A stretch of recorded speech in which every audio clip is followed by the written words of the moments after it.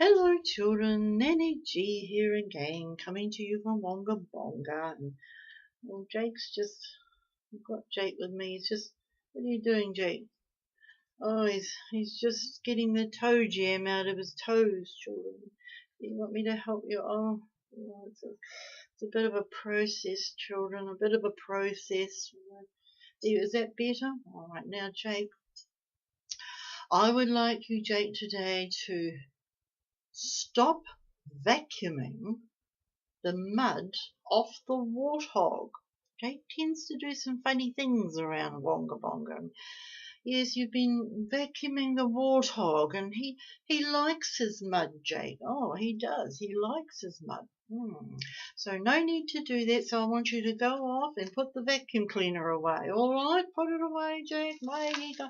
Off he goes, children. That's what he's got to go and do. Put the vacuum cleaner away.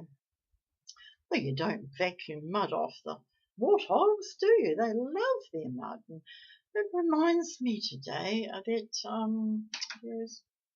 a sound I think I would like to play. That's the warthog. That's the sound the warthog makes. And I would like to tell you the story today about a warthog. And warthogs are not pretty, are they, children? They're not handsome. And here's our warthog today. And so I'll tell you the story about this warthog because it's a kind of a funny story. Okay. Well, in the Wonga Bonga jungle was a giant slush mud puddle. Yes, it was. With flies and gnats and birdie splats that plopped cowabungle. Oh, they came splush like that. And in the very midst, yes, in the very, very middle of the brown and green water, thought to be mostly puddle, was the sound of something bathing, sloshing, and crashing, along with the foulest pong rising up from all the splashing. A creature whose distorted face was famous in the land.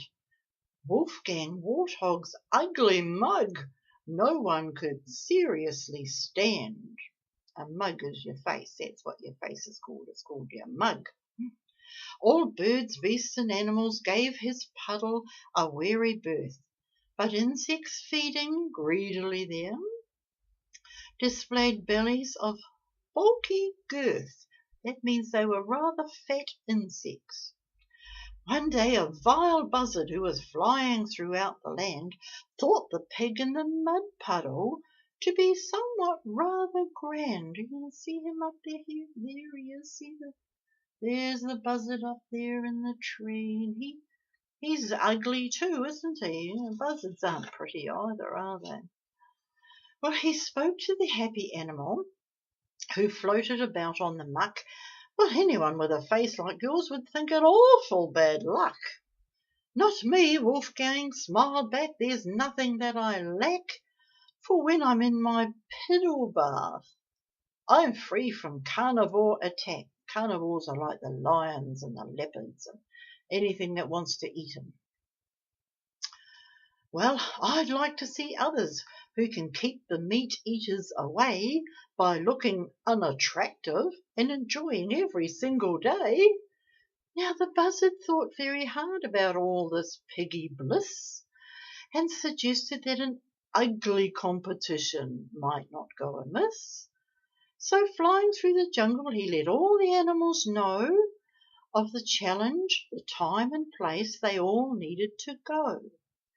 A lion and a hippo arrived at the mud puddle first, and even a silly hyena sat there laughing, fit to burst. Yes.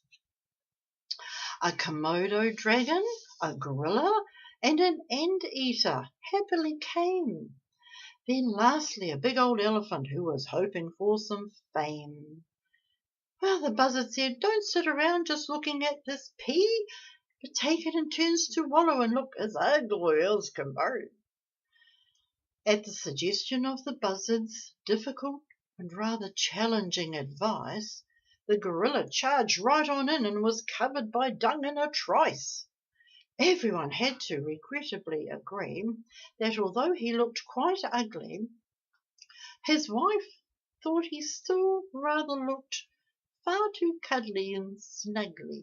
Well, she did. She still liked him anyway.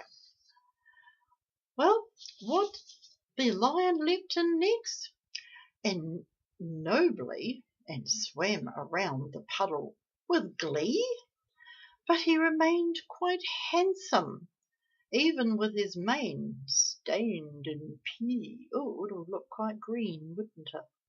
The anteater almost sank, and the dragon's eyes stung and wept. The elephant used up all the muck when in he finally leapt. "What have you done?" cried Wolfgang, "to my wonderful muddy pool? He who thinks he's uglier than me is only a silly fool." The king of the beasts then announced the contest was over and done. The face of Wolfgang Warthog was the ugliest by far and won. The sky began to turn black, and then it thundered and rained, washing the animals totally clean, leaving them completely unstained. "Hooray!" Wolfgang yelled with joy as he leapt back into the bog.